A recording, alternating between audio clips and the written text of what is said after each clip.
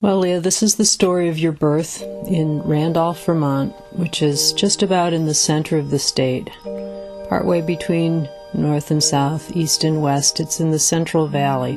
We just sort of prepared by getting things ready where we were living, which was a great historic farmhouse outside of Pittsford, Vermont, called Split Rock Farm.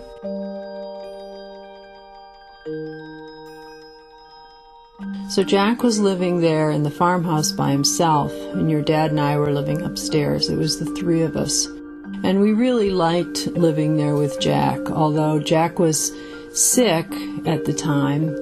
He had cancer, and he was really approaching it in a very holistic way. It's not that we were exactly a family, but we were definitely housemates, and it felt really good to be there.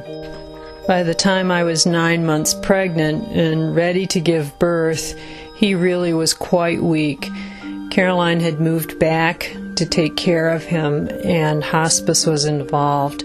So we knew that he was going to die soon, but we didn't know when, just like we didn't really know when I was going to go into labor. When I started labor with you, I called my doctor and said, I don't want to come if it's not real. So he said, okay, here's what you should do. Run a nice hot bath, pour yourself a drink, get in the bathtub, and drink your drink. So I poured myself a drink, and I got in the bathtub, and it was really nice. It was so relaxing, no contractions at all. I finished my drink, I stood up, and as soon as my foot hit the floor, I had a big contraction.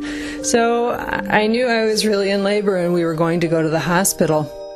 And I was just getting dressed when Tommy came up from downstairs and said that Jack had just passed away.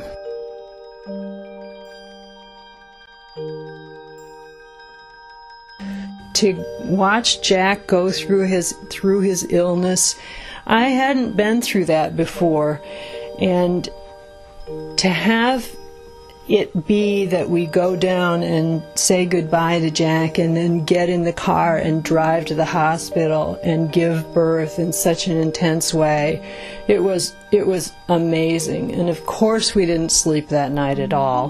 Couldn't make any phone calls. It's the middle of the night, but it was just otherworldly.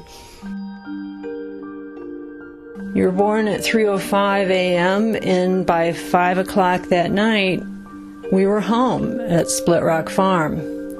And even that night, there were people there. So we came home from the hospital, and we were downstairs in the big living room with people, and you were less than 24 hours old, and different people were holding you and passing you around, and everyone's talking about the amazing occurrence that this transition should be happening, and here you were, and Jack was gone, and Jack always made lists, have you looked, are there any lists, is she making lists yet?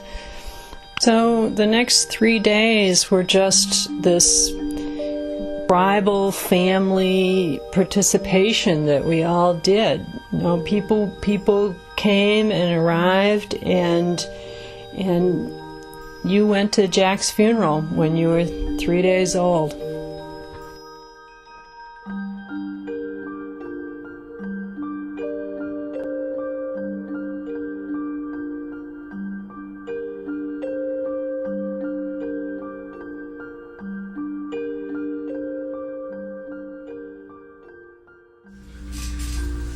So there is more to the story that my mother didn't tell. While my parents were upstairs preparing to leave for the hospital, downstairs Jack suddenly said, "Lift me up, lift me up." But when his wife Carolyn began to help prop him up in bed, he looked at her and clearly said, "Not you," and he passed away. A few days later, in the yard beside the house, my mother, my father, and Jack's wife and son planted the sapling of a maple tree over Jack's ashes along with the placenta from my birth. My parents went back to Split Rock Farm in 2000, and they said the tree is big now, but I have never seen the tree, not even in a picture. So this tree is symbolic to me only in that it exists for me to tell this story. Currently, I am a student of religion, and one thing this has taught me is that because we can never know what is the truth, we have to look at the tangible, physical world for guidance. And in the days following Jack's death, it made people smile to tell each other that I was his reincarnation or somehow a product of his departure. But the truth is that it doesn't matter. What's important is that it made them feel better, and it eased the pain and illustrated the transition. I'm 24 years old now, and I don't really make lists. I never knew Jack. Our connection is only that we passed in different directions at the same place at the same time, and that for our families, he left and I arrived. Leah Schaeffer.